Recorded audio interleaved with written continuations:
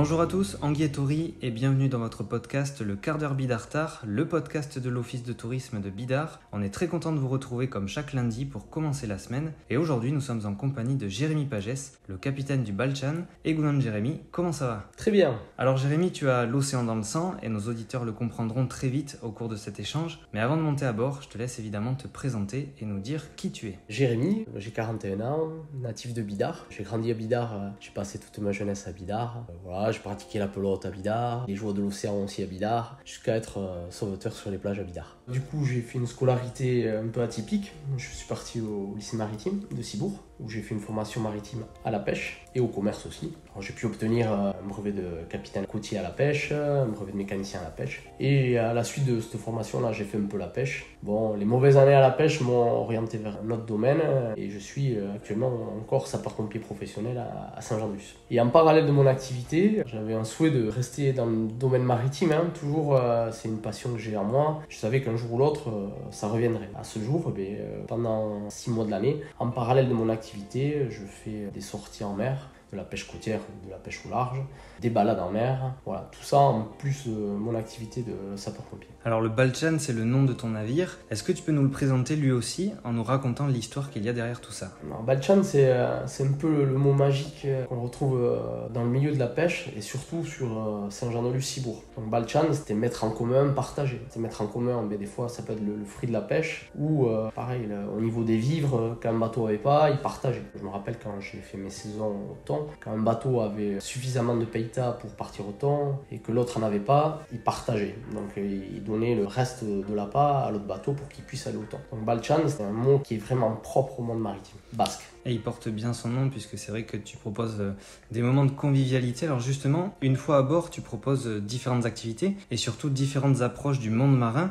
Est-ce que tu peux nous en parler et nous les présenter ? J'ai de la sortie pêche. Alors sortie pêche qui va être côtière, donc c'est amener un groupe de personnes, des familles, à découvrir la pêche côtière, comment les pêcheurs d'autrefois faisaient, à la ligne de fond, découvrir les espèces du golfe de Gascogne qu'on a en bordure côtière. Et aussi, pendant la saison où il y a la migration des thons, on fait une journée sortie pêche en mer au large. Et là, on va à la chasse des boules de thon rouges qui fréquentent le golfe de Gascogne. J'ai une pêche côtière et une pêche au large qui est un peu plus pour les avertis, parce qu'on part la journée. C'est en général des passionnés qui, pour aller au thon, c'est des pêcheurs. Et être amateur aussi sûrement de sensations fortes parce Exactement.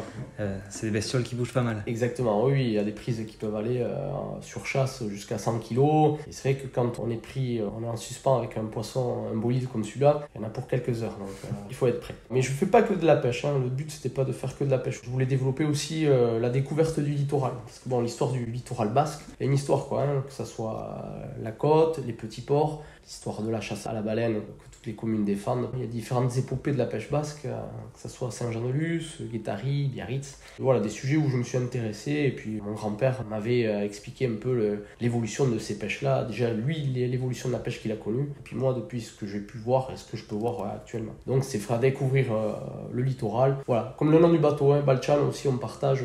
C'est l'histoire de partager les connaissances, les bons moments, les anecdotes aussi des fois. Donc le soir, il arrive fréquemment que je sois sollicité pour des balades fin de journée pour observer ce merveilleux coucher de soleil qu'on a sur la côte basque. Les gens souvent arrivent, prennent un petit verre à bord, on va dans les petits ports, que ce soit Sokoa, Guétari, on fait un petit passage, ils peuvent prendre leur verre et puis on repart gentiment vers le large. Alors lors d'une sortie en mer à tes côtés, il est très rare de rentrer bredouille car tu es devenu avec le temps un expert de la côte basque et de ses alentours. Mais pour ceux qui se poseraient la question, on peut s'attendre à quoi lors d'une sortie ? Quelles sont les espèces qu'on peut trouver ou rencontrer dans le secteur ? Oula, alors pas tout en bredouille, c'est rare. Mais à la pêche, il faut être humble et c'est vrai que des fois on peut être surpris. Un jour ça peut être très bien et le lendemain il peut y avoir pas grand chose. Les espèces que je cible, les espèces du milieu tempéré du golfe de Gascogne, ça peut être chinchard, maquereau, dorade grise, bonite, les béguillandis, les gros yeux, les pageaux, les vives aussi. Voilà, un peu tous les poissons qui fréquentent le golfe de Gascogne. Et le thon rouge, sans l'oublier,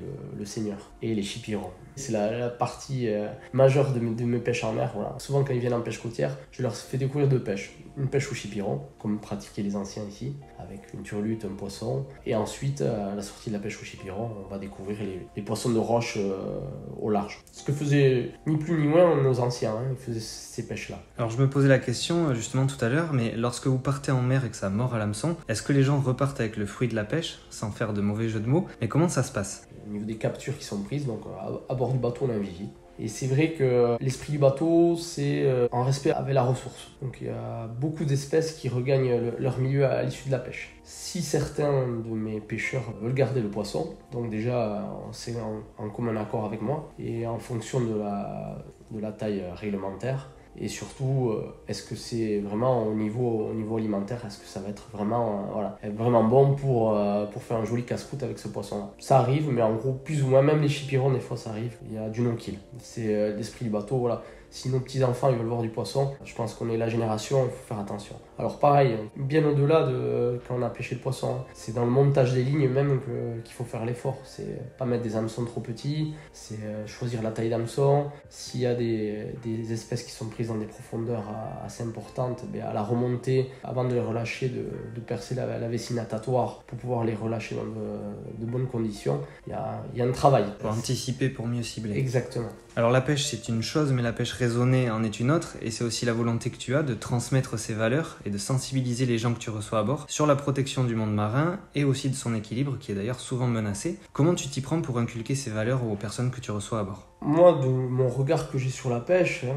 la ressource, depuis que moi j'ai été à l'âge de 8-9 ans avec mon grand-père à bord, pas se mentir, il y a une diminution des prises. Elle est importante parce que maintenant, au jour d'aujourd'hui, on pêche avec du matériel performant et il y a moins de prises. On aurait eu le même matériel il y a 30 ans de ça, et je pense qu'on aurait pêché encore plus. Ce que j'essaye déjà, de cibler les espèces en fonction de la saisonnalité. Pendant la reproduction, des fois j'essaye de ne pas cibler certains poissons. Le bar, l'hiver, j'y vais pas. Quand j'ai des pêcheurs, à partir de janvier jusqu'à avril, le bar, la louvine qu'on appelle ici, j'y vais pas. Voilà, elle est en pleine période de frais, c'est pas la peine d'aller l'embêter. On sait que c'est un poisson qui se raréfie et un poisson qui est humble, c'est un peu le prince de la côte, le bar ici. Donc j'essaie de pas y aller. Et après, voilà, les montages de lignes, pas monter des hameçons trop petits, éviter que les poissons engament les hameçons, et là on peut plus les relâcher dans de bonnes conditions. Voilà, c'est un travail en amont pour la ressource. Voilà. Avant de mettre la ligne à l'eau, j'essaye de ne pas faire d'erreur sur le montage. Alors on l'a dit tout à l'heure, tu as l'océan dans le sang et c'est sans nul doute grâce à ton grand-père qui était lui aussi un grand pêcheur. Et il me semble qu'il y a une histoire tout à fait passionnante avec ton Aitachi. C'était quelqu'un de très apprécié à Bidart. Ah oui, alors Dédé Izaguirre, voilà. Il a fait partie de ma jeunesse en fait. À 8-9 ans, je passais les étés dans sa maison à la Péria, à Guétari. Et tous les matins, moi j'adorais la pêche, donc je partais à la pêche tous les matins avec lui. Donc c'était les réveils à 5h, 5h30. Ouais.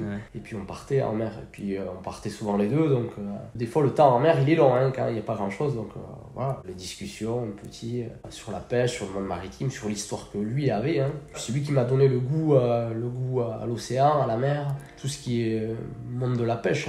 Et puis c'était un savoir, ils avaient un savoir que nous on n'a pas. Moi au jour d'aujourd'hui, si on m'enlève un peu mon sondeur ou ma cartographie, je peux être très vite déstabilisé. Eux, ils avaient le repère, les amers à terre, le temps avec sa montre, ils avaient le sens marin avec les moyens qu'ils avaient. Le visuel à terre, la profondeur, le temps, le soleil.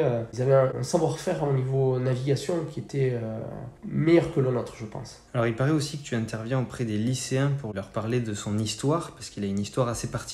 Est-ce que tu peux nous en raconter un morceau? Parce que c'est vrai que c'est assez intéressant.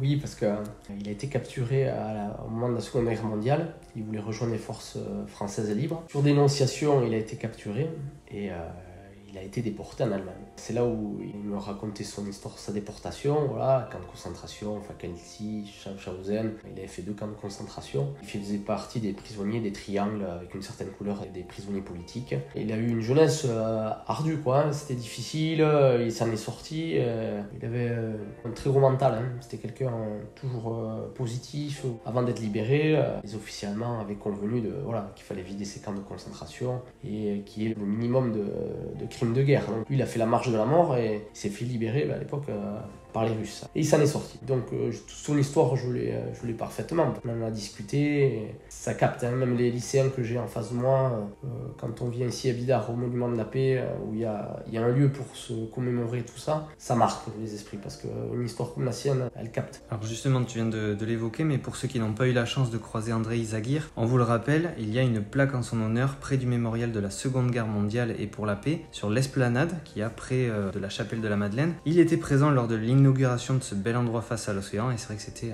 un grand moment. C'est vrai que ce lieu, je pense qu'il est important, faut pas oublier l'histoire. parce que peut-être que les futures générations auraient tendance à perdre cette histoire-là. C'est ce qu'il disait lui, hein. Si tu n'as pas regardé le passé, tu es aveugle sur l'avenir. Donc ce qui s'est passé par le passé, pas l'oublier. Et puis il y en a qui ont donné leur vie pour la liberté, la démocratie, et c'était des idées qu'il défendait, quoi, hein. En tout cas, on comprend que c'était un homme sage et une grande personne. Il a d'ailleurs réalisé un petit ouvrage où il raconte un peu son récit, ses expériences, son histoire.